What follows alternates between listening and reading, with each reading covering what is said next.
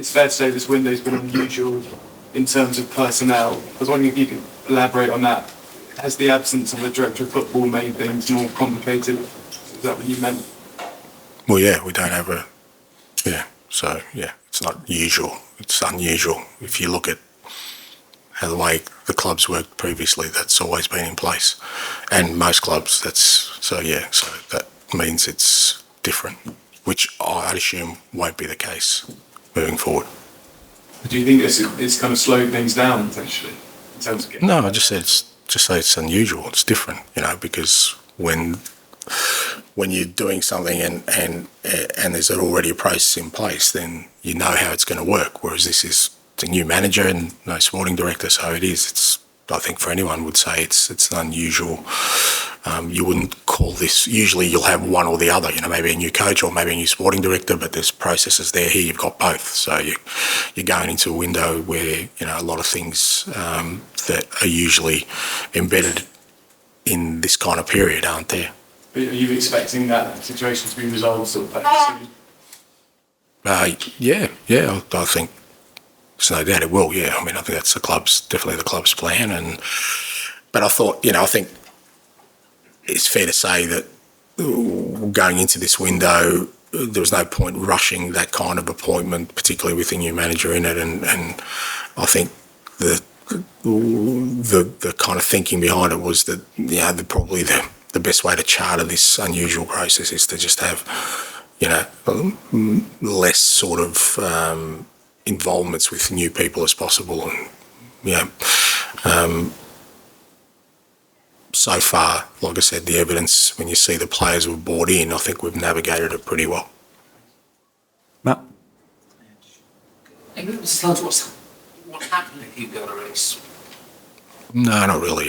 Again, I haven't been involved at all in that process because it's really a decision for Hugo, the club, and whatever decision he makes for himself. So it's not like it's something that's kind of in my sphere of responsibility at the moment.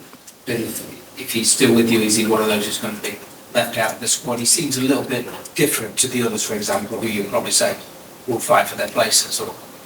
Yeah, I think I've already said I'm not going to have sort of three sort of first-team goalkeepers on my list. I think I said that 2 weeks ago, and particularly, when we're talking about the homegrown quota, it doesn't make sense for us to have 2 foreign goalkeepers on the list. So, and that Hugo knows that, and I think I said that at least 2 weeks ago. Is this his decision? Is it his drive for a change? Again, Hugo can speak for himself. You can ask Hugo, but I think that was fairly evident from what I understand. But I haven't anything different being told to me. Jack? And you said as well, speaking to Alice, I think about how there's been a lot of change in terms of the squad this season. It's been busy, a lot of ins, a lot of outs. And it wasn't going to be like that in windows going forward. Has it been more than you anticipated, or do you think this was exactly what you needed to do? I come in sort of, in terms of my expectations of not sort of locking myself into any sort of certain course of action where I think you have to have change. Because sometimes I've gone into clubs and thought, not much needs to change. But ultimately, I think I said last week that change means change. We needed to change personnel. We needed to change. The club decided to change direction in terms of, the football we wanted to play. I decided that we needed new coaching staff. So there has to be change. The reality of it is this team finished 8th last year. So I think that's kind of gives you an indication of where the club was at and what it thought it needed, and I've taken that on board, and I haven't been blocked in any sort of way in making the changes that I wanted to, and that's what we'll continue to do. It has been a lot of change, and whether it's probably not ideal in the short term, but the fact that we've handled that well and the playing group handled that well is a good sign, I think. There's obviously been lots of moving parts. Do you enjoy this part of the job this time of the year? Or would you rather just be focusing on coaching? No, like I said, I love this part of the process because, this is, how challenging it is. It's really difficult. There's going to be, like I said, many bumps on the road where everything that you do gets questioned and decisions get questioned and all these kind of things. And I love that. I love that process. I mean, when things are going well, you obviously enjoy the success, but usually when you get to that point, you reflect back on the beginnings and you realise that none of it would have been possible if you didn't sort of stay strong and true to what you want to do right at the beginnings of things. And like I said, this has been, I don't know, this is probably the 5th or 6th rebuild in a row I've done. Every job I've gone into, and I've loved every minute of it. I enjoy it. Dave?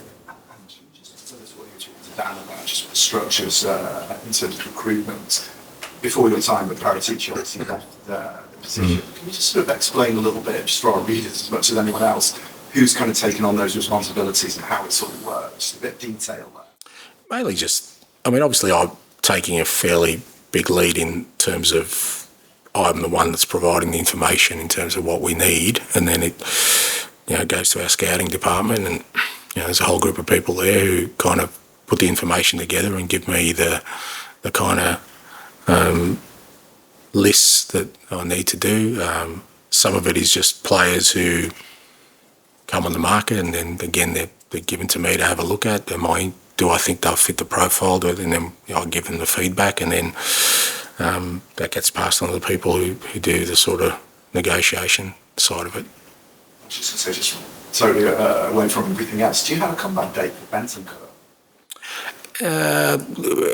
Yeah, not a defined one, but he's getting closer. I think if I had to make a call, probably around November time, we'll be looking to sort of reintegrate him back into it. So he's ticking all the boxes so far. He's really keen. I mean, he came to see me yesterday wanting to train, and within a minute I had one of the medical team running behind him to collar him and drag him out. So he's definitely keen, and it'll be great to get him back because, I mean, obviously, his contribution when he first came to the club was outstanding. So in many respects, he'll be like another new signing for us, which is great. But we won't rush it. It's obviously a significant injury, so probably looking around that timescale. Okay, Paul, we'll finish with you, please. Doesn't having a sporting director here give you a bit more freedom in a strange way? It's one less voice to potentially disagree with or overrule you. Are you free to act the way otherwise? No, I've never felt encumbered with whoever I've worked. I usually get my way, so it doesn't really worry me. But, I don't have total control because obviously I have control of one side of it. This is the player I think fits a profile, but, there's a whole range of other things that then come into it from a financial perspective, from all these other kind of things that I have zero control. So then obviously other people then take over then. So it's not like I just can go and do what I want. But look, it's one of the things I'm really strong on. I just wouldn't see the sense in bringing a player in that I didn't think fit. I don't care who was giving him to me or who was sort of putting him forward. Because I think ultimately, whatever happens, I'm going to take the responsibility. I would never say that, I didn't sign this player, he's not one of mine. I would never do that because I think once a player comes in the club, he's mine. That's how I see it. So if I'm going to take that responsibility, then I want to say, and I like working with a sporting director because they do most of that sort of legwork that I just don't have the time for. And, when you've got a good sporting director and you work together, they see the game through your eyes and they say, well, okay, Ange, this guy's going to be perfect for you. And you look at it and you go, brilliant. I don't even have to worry about it. I know. But I'm still going to have the say because, like I said, when the question inevitably comes around a signing, I will never say that it wasn't mine. So if I'm going to take that stance, I want the final say in it. Presumably, before you came, you told Spurs that you're used to getting your way.